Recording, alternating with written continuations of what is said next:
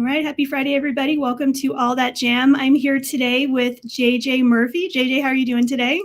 I'm doing well. Thanks for having me. Appreciate it. Absolutely. So I think this might be a first, actually, to have someone join us on the day of a show. And I'm so grateful to you for finding time so that we could do this.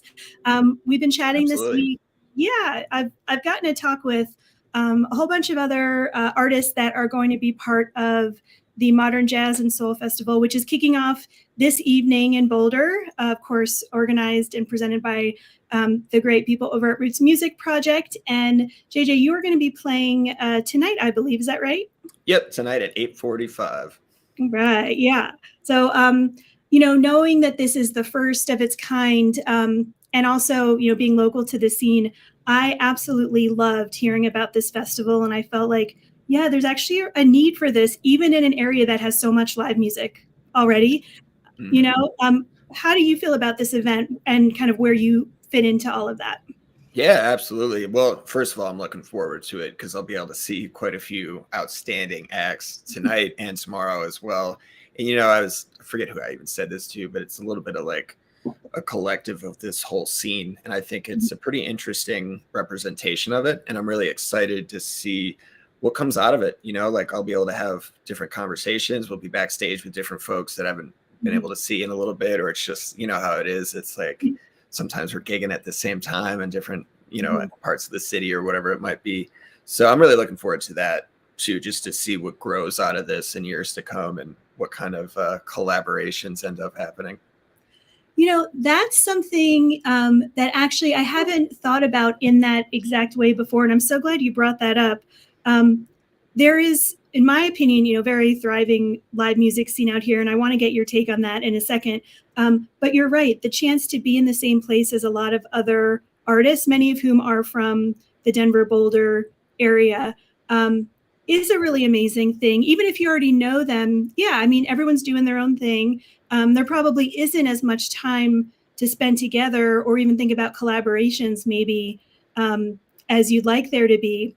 But I would love to know, you've been a part of the scene for a long time. What's your take on, on this area, the appetite for live music and your experiences there? No, absolutely. I mean, so I cut my teeth, so to speak, in Nashville for, 7 or 8 years before I moved here. And I was fortunate when I was based in Nashville to be able to play all over the country. And I just fell in love with Denver. I mean, we would always come back here, and there's something about this scene that, it has a smaller industry than a lot of other cities, certainly compared to Nashville or LA, New York, and that kind of thing. But I think the creative energy in the community here is something really special, even for anywhere in the country. And I think, like I was saying before, different festivals and different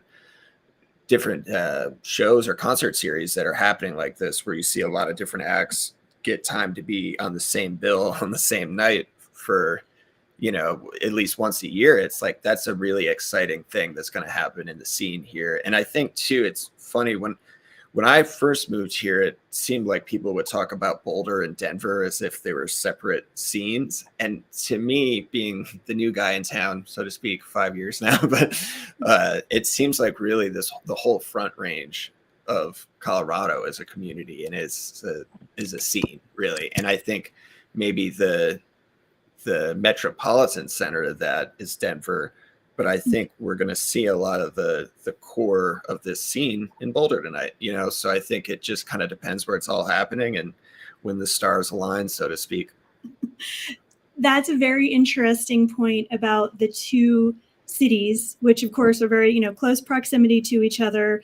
I'm actually trying to think to myself, how have I kind of put it together in my own head over time? And I do tend to merge them, I think, in some ways.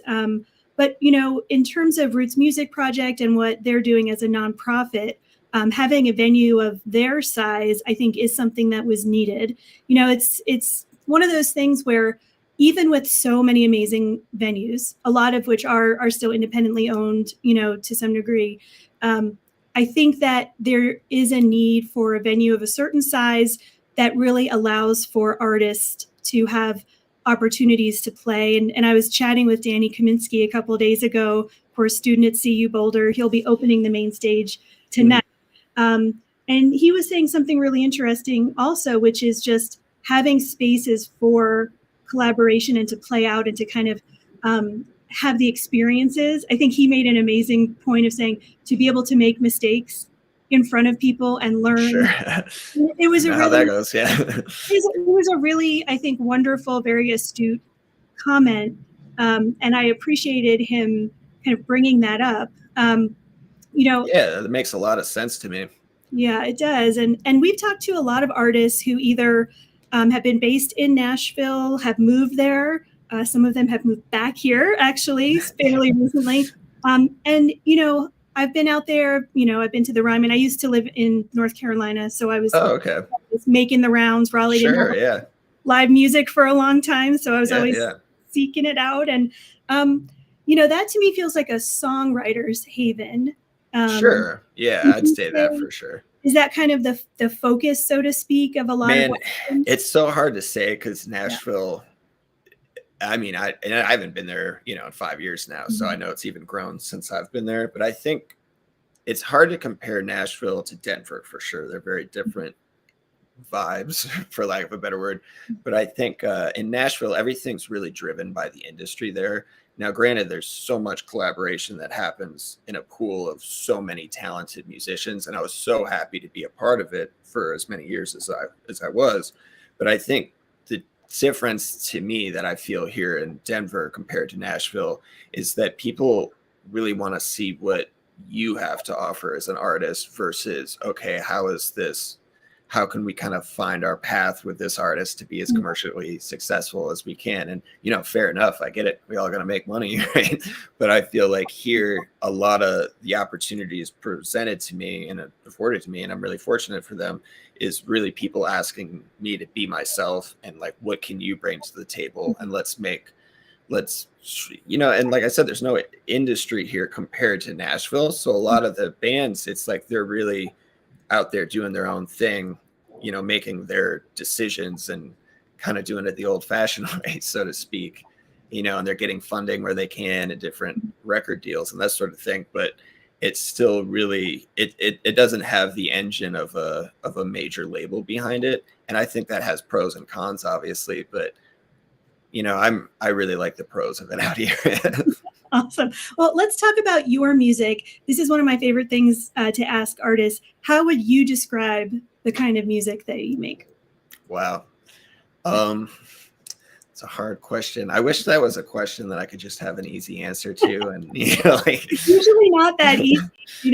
There's a lot that you do and a lot of genres that you really blend together. Do you have a kind of a foundation for where that all that's a great question, actually. No one's ever asked it like that before. I think to answer that, I think the foundation is jazz music, for lack of, I keep saying that for lack of a better word, but I think to me what jazz music is almost more of a process and more of an aesthetic than it is a particular style or genre or particular groove or anything like that. I think it's, and then even it's hard to define jazz, so I'm not even going to try. But I think I like one of my favorite musicians, and obviously he's the golden standard for quite a few people, is John Coltrane, or I think as Sonny Rollins, Miles Davis, like these major icons that it's like we almost forget that they are the standard for excellence, so to speak, just because it almost goes without saying. But I look at how those icons, or another person that comes to mind too is Marita Schneider from the Maria Schneider Orchestra.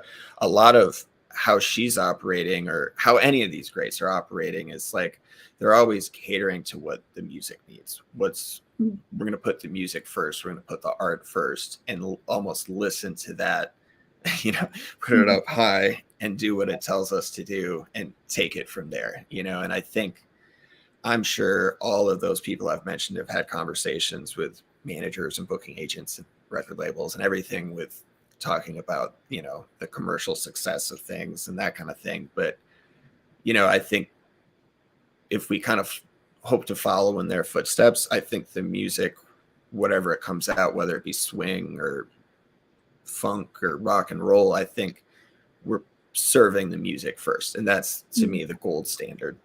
Hopefully that makes sense. No, it makes so much sense. And as you're talking, I'm thinking I really like that way of describing it. And so as a follow-up to that, I'd be curious to know if doing what you just said, really kind of letting the music be the guide, is that something that you have felt has developed for you over time?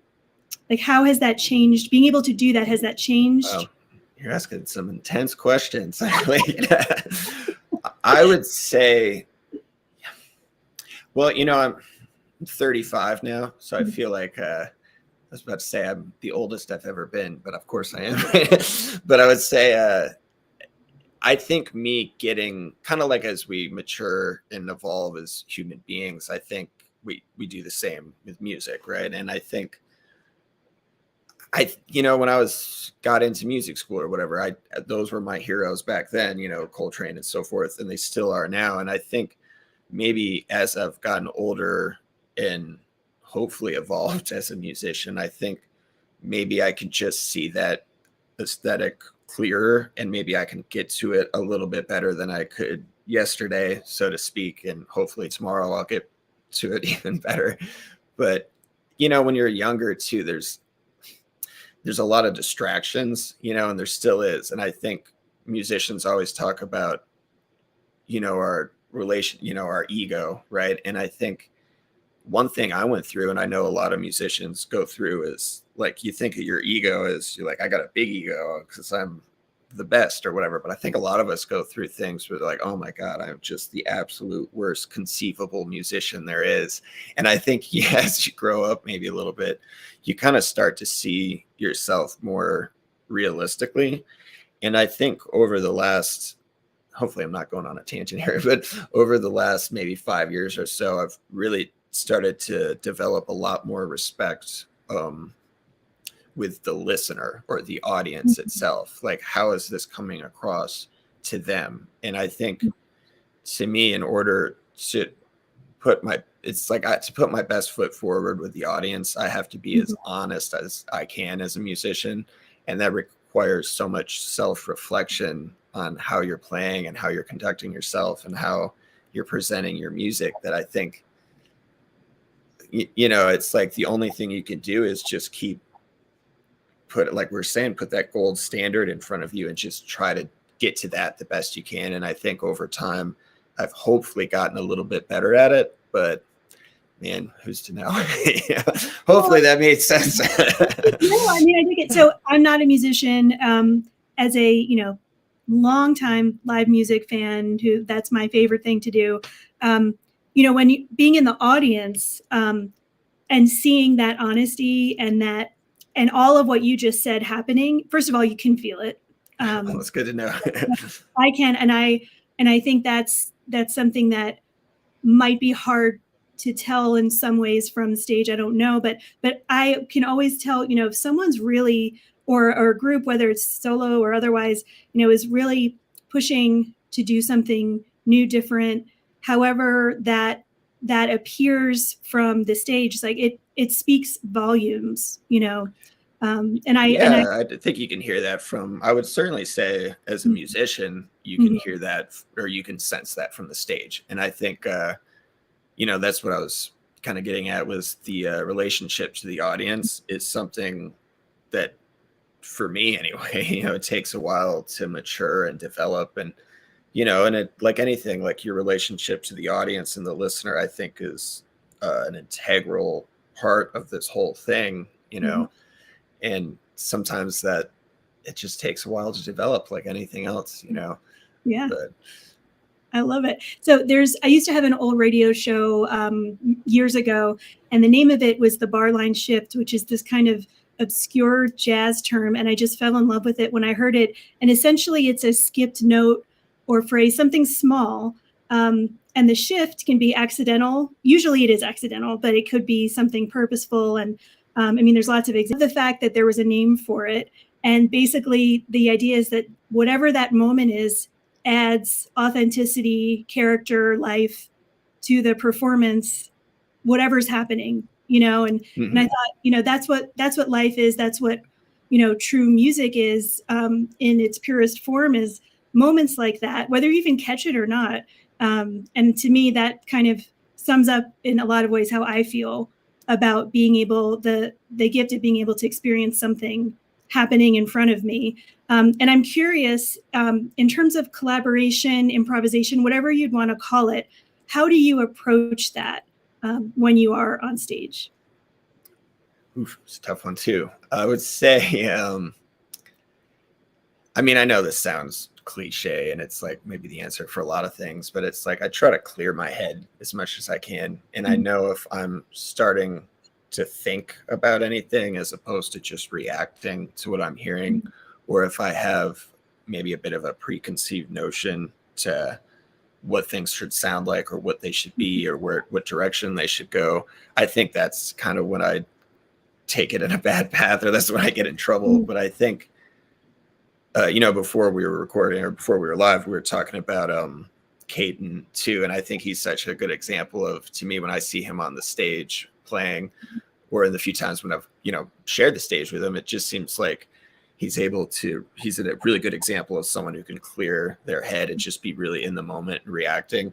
And, and then tonight with my band, I mean, that's one of the main things I think about when I put a group of musicians together. It's who's going to be, like we were saying before, who's going to be honest and listening to each other and reacting and being in the moment. And I maybe that's the key too, is to be in the moment. And I know that's another one of those cliches, but it's a cliche for a reason. I think clearing your head, trying not to judge, being honest, reacting to what you're seeing in front of you is going to make something happen musically. And I think that's the beauty of improvisation, is because whatever that happens to be is something that none of the musicians could have potentially conceived of, one, independently of each other, but without all these, factors or forces coming together, there's not going to be that chemical reaction unless everyone's really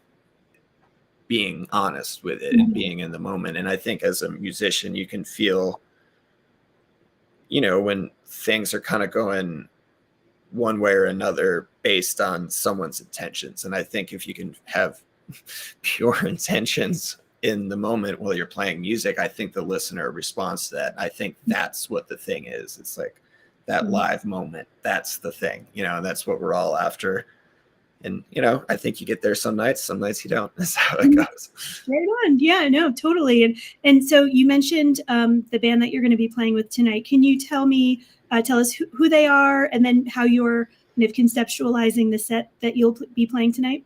Yeah, absolutely. So tonight we'll have Gabe Mangione on drums, Chantel Ducart on keys, Wyatt Ware on bass, and Nate Miller on horns, playing sax and trumpet. So the tunes we're going to be playing are all mine. Go figure. JJ Murphy Quintet. So I guess somebody's got to bring the tunes, right?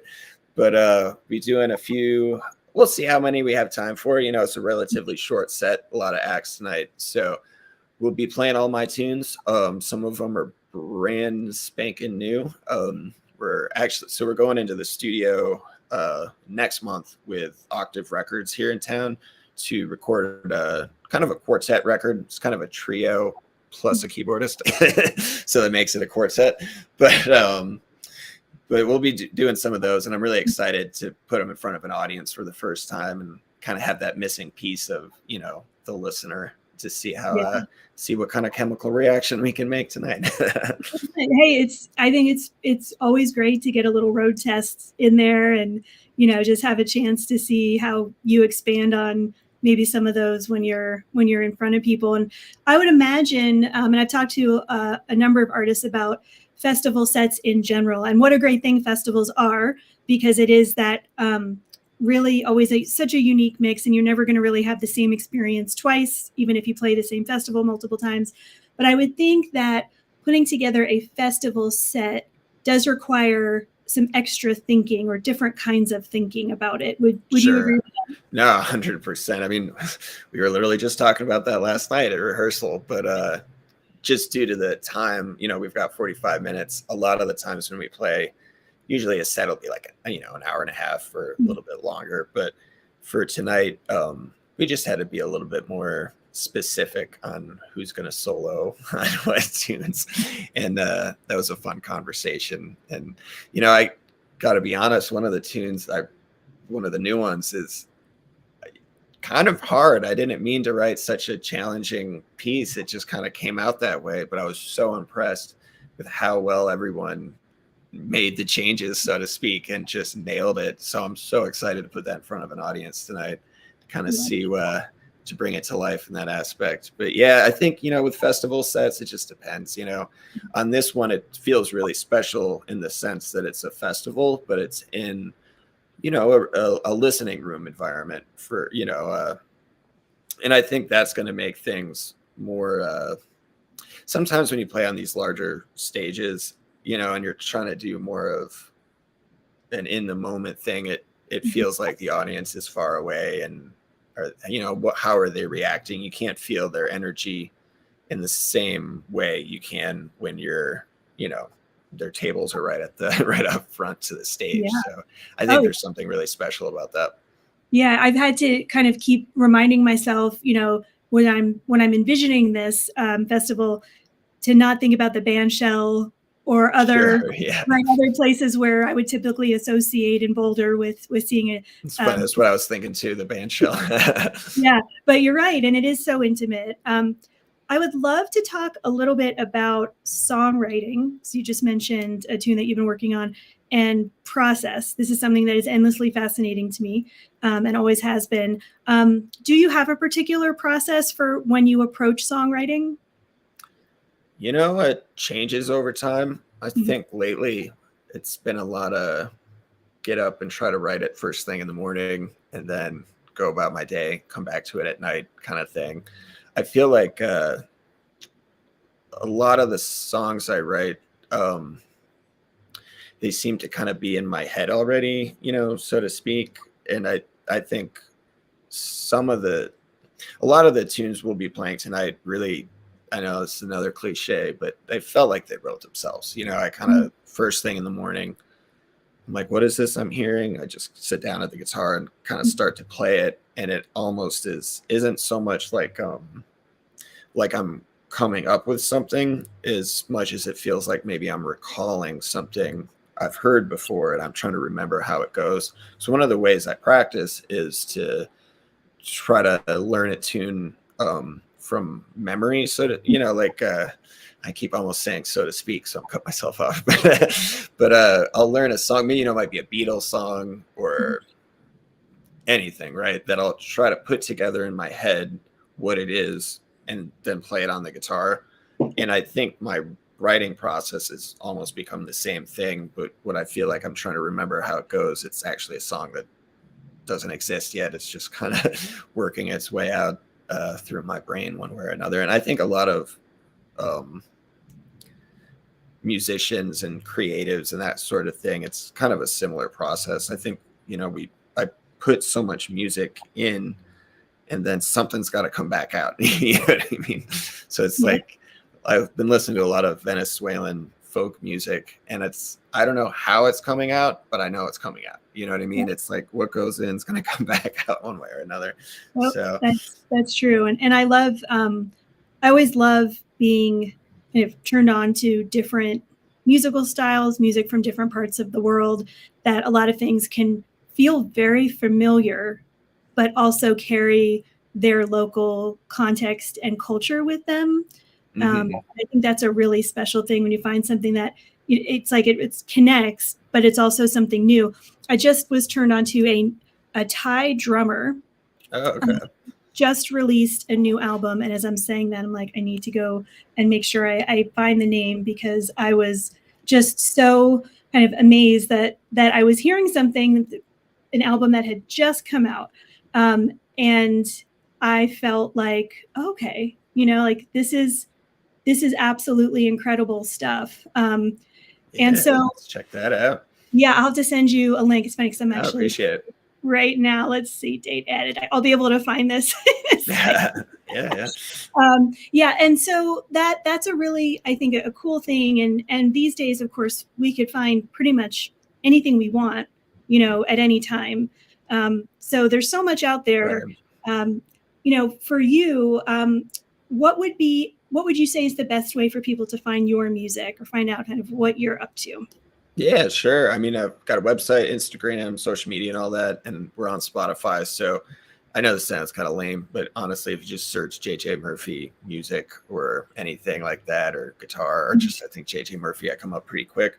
But you can find me. My website's jjmurphymusic.com. And then I believe that's the same for all my social media handles, JJ Murphy Music. And then I've got a YouTube channel too, also JJ Murphy Music. So it should be pretty easy to find. That's awesome. And so I've got the name now. I didn't want to leave that hanging. Yeah, yeah. Salin. I'll send you a link. So yeah, okay. Thai-born drummer, and she mixes kind of traditional Northeastern Thai music with 70s psychedelia and kind of West African. That sounds awesome. Oh my God, it's so good. That sounds really cool. Yeah, I dig it. Well, I want to just give a quick shout out to Roots Music Project. And if people are listening and haven't gotten tickets yet, I think it's rmptix.com or Eventbrite has that tickets. Sounds right. Yep. Yeah. I think anyway. Pretty sure. And it's $32.50 for a single day and only $50 for both nights. And it's basically, 5 hours or so of music each day, which is incredible amount of music for that price. So absolutely. Yeah. That's a great deal. It is. It truly is. What else do you have coming up this year? You mentioned that you're going to be doing some recording. Anything else you'd want to share with us before? Yeah. Let me think. I probably should have written this down or something. But yeah, recording next month with Wyatt Ware and Braxton Kahn and Tom Amend at Octave Records here in Boulder. Then I'll be playing I'm even sooner than that. What is it? Next weekend, playing at Foco Max with Hunter James and the Titanic, as well as the Ren Van Band. And she's a super talented singer. She lives in Nashville now, but she's out of Boulder. She's only, what is she, like 20 maybe? Not even. She might only be 19. I've been following her on Instagram for a couple years. Have you? She's incredible. And then I'm playing at Boulder Creek Festival. Wait, I'm missing stuff. Sorry, that's why I got to write it down. Playing with the Sweet Lilies a few times this month. So I'm playing with them at Swallow Hill on May 17th. And then I'm going to do the Sunday night headlining set with them at Creek Fest. And then the next night at Creek Fest, I'm playing with the Boulder Bandshell Sound Machine, which is closing out the night with a ton of awesome guests. So many, I can't even think of them right now. First one comes to mind is Natalie Cressman from the Trey Anastasio band. She's incredible. I'm actually going to do something with her husband at some point too, Ian Virginie. Yeah, he's amazing guitarist. So I'm really looking forward to that. So, but yeah, no, it's busy time. I'm sure I'm leaving stuff out, but that's all I got in my brain right now. I'll share some links and we'll make sure people know where to get all that information. Appreciate it. Thank you so much for joining today. Absolutely. It was a pleasure. Thank you. Have an awesome show. Hang on for just a second. Sure. I would be remiss, and I always forget to say like and subscribe. That's always slips my mind. Let me take us on out of here. And for everybody else out there, hope you all have a great weekend. And thank you for watching. Let me see here. I'm going to remember how to do this. There we go.